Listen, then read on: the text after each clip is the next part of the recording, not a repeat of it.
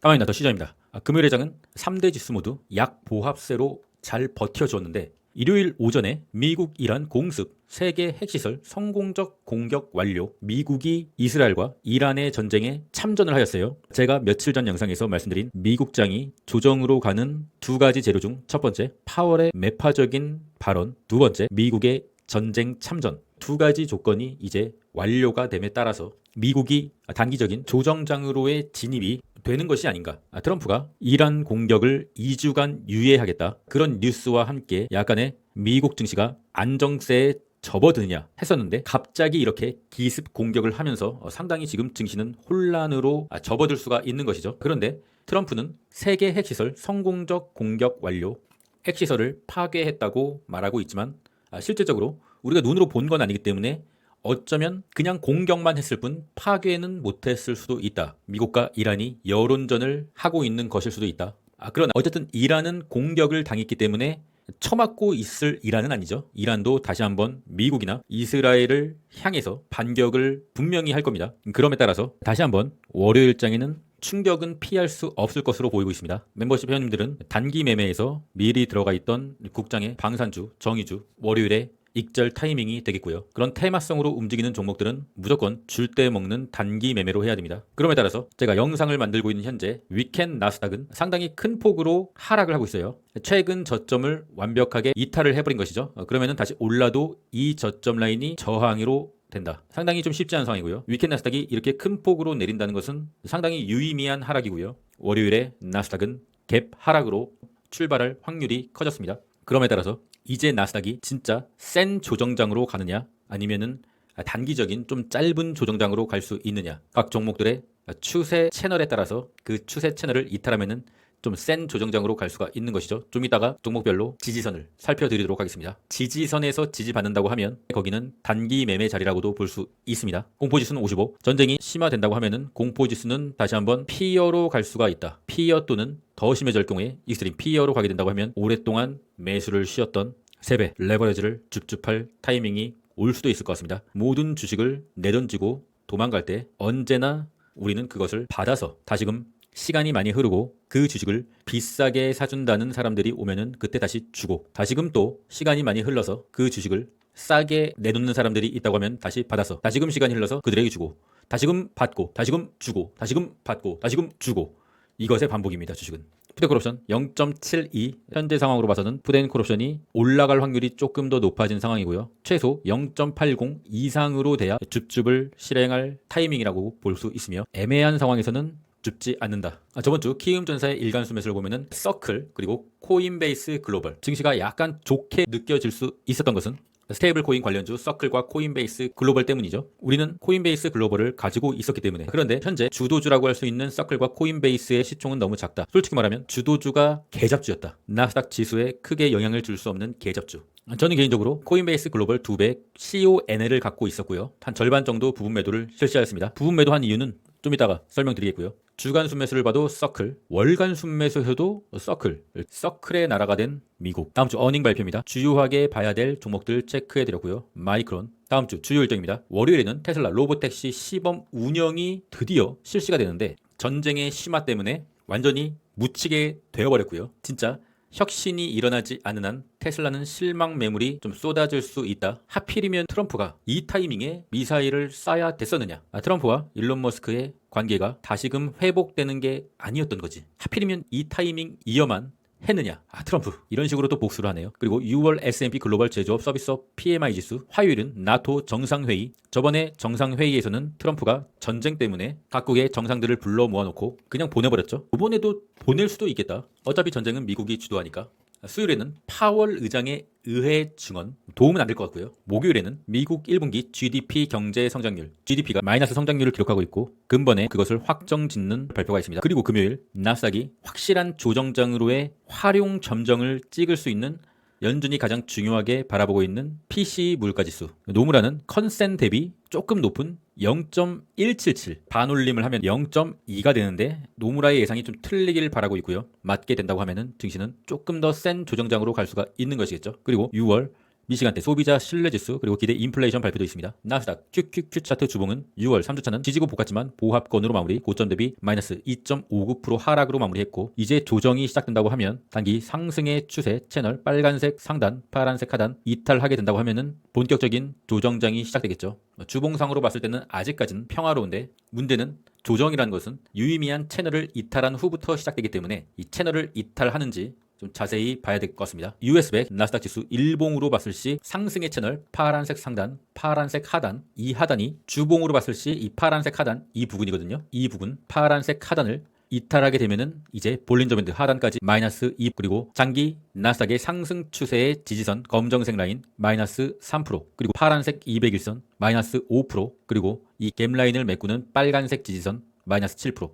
이 각각의 지지선까지 내릴 시 기술적 반등이 올 수가 있다. 단기 매매를 하실 분들은 어영부영 사지 마시고 제가 체크해드린 이 지지선에서 단기 매수를 하시고 지지받고 상승하면은 익절, 이탈하면은 손절을 하시면 되겠습니다. 왜 이탈하면은 손절을 하게 되느냐? 나스닥의 단기 하락 채널이 잡혔습니다. 빨간색 상단, 빨간색 하단, 조정의 채널인 것이죠. 주요 지지선을 이탈한다고 하면은 다음 지지선까지 나스닥은 밀리게 되겠습니다. 조정이 온다고 해서 수직 낙하 뭐 이런 건 없어요. 오를 때도 오르락 내리락 오르락 내리락 오르락 내리락이고 내릴 때도 내리락 오르락 내리락 오르락 내리락 오르락 이런 식으로 주식은 움직이게 되는 것이죠. 예를 들어서 지금과 가장 차트가 비슷한 18년 19년 미중 관세 전쟁 때도 계속적으로 나스닥이 파동을 그리면서 오르다가 내릴 때도 하락 채널 빨간색 상단 빨간색 하단 이 채널 안에서 내렸다가 기술적 반등 내렸다가 기술적 반등 그리고 하락 추세 상단을 돌파하면은 이제 다시 한번 추세적인 상승이 일어나게 되는 것이죠. 현재도 계속적으로 파동을 그리면서 오르다가 더 이상 나스닥을 끌어올려줄 힘이 없게 되는 순간 이젠 내리게 되는데 파동을 그리면서 내린다. 각각의 지지선이 무너지면은 다음 지지선까지 내리게 될 것이며 일단은 지지선에서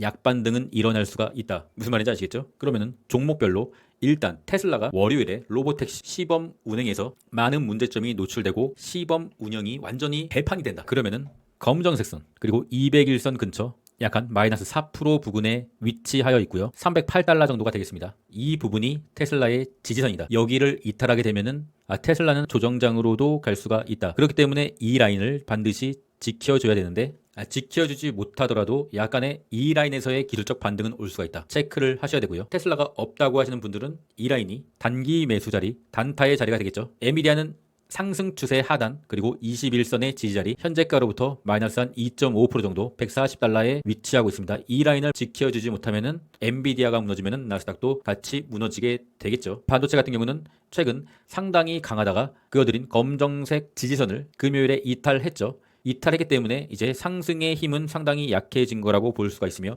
21선 그리고 상승 채널의 하단 지지선인 216달러까지는 마이너스 4% 정도의 간격이 남아있다. 그러면은 반도체를 단기 매매로 접근할 수 있는 가격은 지금으로부터 마이너스 4% 내린 216달러 정도가 될 수가 있는 것이죠. 쏙슬 반도체 3배로 봤을 시에는 3배니까 마이너스 12% 내린 18달러 부근이 되지 않겠느냐. 이 부근에서 단기 매수를 하고 이탈하면은 손절, 지지받고 상승하면은 단기 매수니까 익절. 구글입니다. 구글 같은 경우는 금요일에 소송 문제로 인해 장대 음봉이 박히면서 상승의 채널을 이탈했다. 이탈했기 때문에 반등이 오더라도 상승 채널의 하단에서 맞고 떨어질 수가 있다. 현재의 구글은 단기적인 추세 이탈이다. 접근을 하기 좀 위험한 상황. 애플은 금요일에 극적으로 반등을 해줬으나 참 재수가 없게도 반등을 너무 늦게 해줬다. 그래도 21선 근처에서 주차를 해줬다는 것은 좀 고무적인 일이긴 하고 큰 손에 애플 매수도 들어왔다고 하더라고요. 그리고 스토캐스틱 K값이 D값을 아래에서 위로 터치하고 이 부분에서는 일단 기술적 반등은 나온다고 봐야 되는 것이죠. 그러나 나스닥이 전체적으로 내린다고 하면 애플도 어차피 같이 내릴 수밖에 없는 것이죠. 워낙에 추세가 좋지가 않고 애플에 관심이 있는 사람들이 현재 많이 없기 때문에 애플의 지지선은 현재가로부터 마이너스 3% 내린 194달러 지켜줘야 되는 지지선입니다. 숏에 보여주십시오. 숏이 분명히 스토캐스틱 K값이 D값을 아래에서 위로 터치를 했다. 숏이 반등의 타이밍이다 라고 말씀드렸고요. 저도 약간의 숏을 적은 비중이긴 하지만 해칭의 용도로 갖고 있습니다. 숏을 현재 타고 계시는 분들은 다음 주에 조정이 온다고 하면은 너무 길게 가져가지 마시고 빠져나오시길 바라겠습니다. 왜 숏이겠습니까? 짧다. 그래서 숏입니다. 짧게 드시고 빠져나오시길 바라겠습니다. 다시 한번 4월의 관세 전쟁처럼 나스닥이 마이너스 한 20%가 빠지는 큰 조정장까지 갈 거라고는 생각하고 있지 않기 때문에 숏은 적당히 먹고 빠져나오고 그 다음에 이제 다시 롱을 얼마나 싸게 줍줍을 할 수 있느냐, 그것에 좀 집중을 하셔야 됩니다. 숏에 심취해서 숏이 여러분들의 계좌에 주력이 되면은 숏으로 번 돈을 다시 다 잃게 될 겁니다. 여러분이 마이클 버리는 아니잖아요. 키움전사의 ETF 순매수를 보면은 TSLL, 속슬, 이더유, GGLL, BTX, 아마존, BOO, TQ 말씀드렸잖아요. 숏이 없잖아요. 숏을 탄 개미들이 항복을 하고 롱으로 갈아탄 지점이 금요일이었죠. 그래서 이제 조정이 시작되는 겁니다. 숏을 탄 개미들이 항복을 하면 안 됐어. 너희들은 끝까지 숏을 타야 했어. 키움전사들은 도대체 왜 이럴까요? 왜 그러냐면 키움전사들은 언제나 단타예요. 오늘 사서 5분 뒤에 수익을 주는 종목에 열광을 하거든요. 그러니까 계좌가 맨날 그렇게 마이너스인 거지. 주식은 단타도 물론 중요한데 좀 길게 보면서 추세와 채널과 지지선을 보면서 매매를 해야 됩니다. 매매 횟수를 그렇게 많이 가져가서는 안 되고요. 큰 비중을 단타의 비중으로 하는 것보다는 큰 비중은 진짜 미국 주식이 무너져 내리고 모든 세상이 멸망할 때 초분할 줍줍, 계속 줍줍, 그러한 상황이 올 때마다 계속 줍줍을 하면은 어느덧 낮은 단가로 비중이 커져 있을 거예요. 그 낮은 단가에 줍줍한 큰 비중을 길게 보는 거고, 미국 주식에 다시금 호황이 올 때까지 그 종목들이 큰 수익금까지 올 때까지 기다리는 거예요. 롱숏이나 단타 매수는 작은 비중으로 사팔사팔 하면서 기다리면서 지루하니까 단타를 치는 거예요. 작은 비중으로 단타를 치는 겁니다. 주식을 정방향으로 해야 돼요. 뭔 말인지 아시겠죠? 코인의 공보 지수 42, 코인베이스 일봉입니다. 제가 코인베이스를 금요일 분봉 고점에서 한 절반 정도 익절을 하였습니다. 한 130% 정도의 수익을 얻었고요. 먼저 익절한 이유는 시장의 여론이 새로운 논리를 연설하고 있더라고요. 스테이블 코인이 이제 신용카드를 넘어서서 결제 수단이 될 것이다. 시간이 많이 흐르면 그렇게 될 수도 있겠죠. 그러나 지금 당장 그게 아니잖아요. 시장의 새로운 논리는 언제나 주식의 고점에서 나온다. 희망회로가 풀 가동되면서 주린이들을 펜트하우스에 입주시키는 논리, 그게 새로운 논리입니다. 그게 나왔고, 나는 한 130% 수익이고 볼린저 밴드 위에 떠있는 볼린저 밴드 둥둥이고 세 박자가 맞았습니다. 더 이상 코인베이스를 가지고 있을 필요가 없게 된 것이죠. 그래서 매도했어요. 그런데 워낙에 추세가 좋기 때문에 한 절반은 가지고 있다. 언제 팔아도 수익이니까. 그리고 고점을 정확히 예측할 수는 없으니까 나머지 반은 뭐 대충 또 매도를 할 예정이고요. 만약에 추가적으로 더 오른다, 그러면 전량 매도도 고려하고 있습니다. 더 시저는 새로운 논리를 싫어한다. 테더가 이 저항선을 넘었을 때 말씀드렸죠. 코인의 신규 매수를 상당히 신중하게 고려해야 된다. 테더와 코인의 주가 방향은 반비례하기 때문에 테더가 현재 상당히 위험하게 상승 추세 21선 올라가고 있고 캔들도 계속적으로 올라가고 있는 상승 추세로의 전환이 되었습니다. 상당히 좀 위험한 상황이고요. 비트코인도 하락의 채널 생성해내었다. 비트코인이 하락의 채널을 옆으로라도 좀 돌파하면서 캔들이 채널 상단 밖으로 나와야, 그때야 비로소 코인의 반등이 시작될 것이고요. 현재는 무리하게 비트코인이 싸다고 줍줍할 때는 아닙니다. 물론 스토캐스틱이 과매도권에 진입했기 때문에 21선을 터치하는 기술적 반등은 올 수가 있으나 일단은 지금 조심해야 되는 상황. 게더리움, 전 세계 쫄보들이 다 들어와 있는 게더리움인 것 같습니다. 게더리움은 좀 답이 없고요. 상승의 채널 하단 이탈하면은 대응을 해야 된다. 그리고 지지선인 이 빨간색 채널까지도 이탈하면서 지지 저항의 원리에 따라서 게더리움은 장대 음봉이 꼽히고 있습니다. 게더리움은 솔직히 지금 지지선이 뭐 딱히 없는 상황이고요. 장대 양봉이 꼽혔던 이 라인 2190, 이 라인이 좀 지지선이 될 수가 있겠으나 만약에 여기까지 무너지면은 하락 채널 하단인 2,000달러까지도 밀릴 수가 있다. 상당히 조심해야 되는 구간. 뭐만 있으면은 제일 먼저 빠지는 게더리움. 다른 종목들은 지지선에서 기술적 반등을 노리는 단기 매매라도 해볼 수 있고 그 방법까지 오늘 말씀드렸으나 게더리움은 할 말이 없네요. 일단은 RSI는 현재 35 부근으로 RSI가 한 20 후반까지 간다고 하면 뭐 단기적인 데드캣 바운스는 있을 거라고 생각하고 있습니다.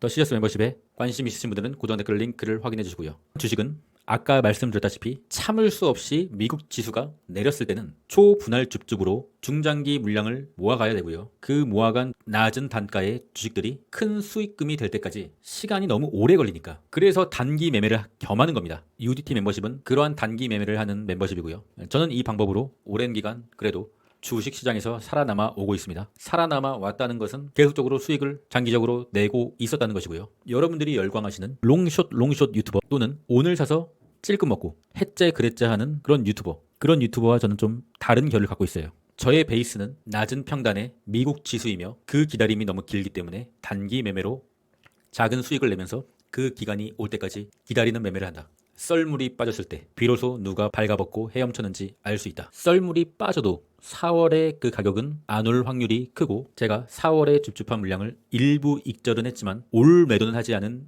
그 이유입니다. 저점은 아무도 모르기 때문에 롱숏을 하게 되면은 큰 물량을 태울 수가 없고, 만약에 큰 물량을 애매한 자리에서 태웠을 경우에 지금까지 번 돈을 다 잃을 수가 있다. 주식은 전략적으로 해야 된다. 썰물이 다 빠지면 우리는 또 들어간다. 그럼 전 끝까지 하겠습니다. 이상입니다.